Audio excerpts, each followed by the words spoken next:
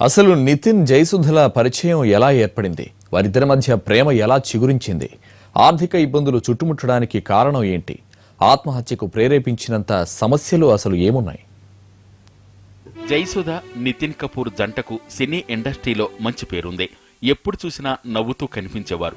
ఏ ఫంక్షన్కు వచ్చినా ఆప్యాయంగా అందరినీ పలుకరించడమే కాదు, ఎప్పుడూ భార్యాభర్తలిద్దరూ ఎంతో అన్యోన్యంగా ఉంటారని తెలిసిన వాళ్లు చెప్తారు.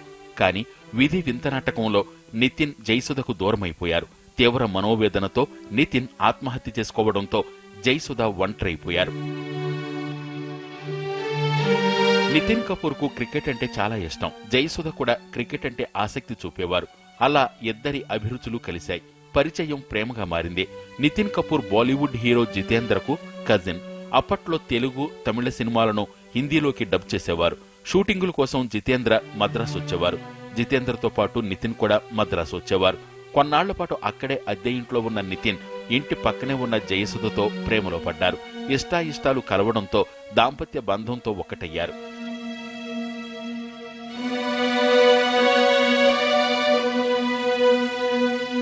జయసుధ పట్ల ఎంతో ప్రేమగా ఉండే నితిన్ ఇప్పుడు ఆమెను ఒంటరిని చేసి వెళ్లిపోయారు. కొడుకుని సినీ పరిశ్రమలో హీరోగా సెటిల్ చేయాలన్న కోరిక నెరవేరకుండానే నితిన్ మరణించారు. గతంలో హైదరాబాద్లో జరిగిన కారు ప్రమాదం నుంచి కపూర్ రెప్పపాటులో బయటపడ్డారు. ఉన్నట్టుండి కారులోంచి పొగరావడంతో వెంటనే గమనించి దిగిపోయారు. క్షణాల్లో కారు మంటల్లో కాలిపోయింది.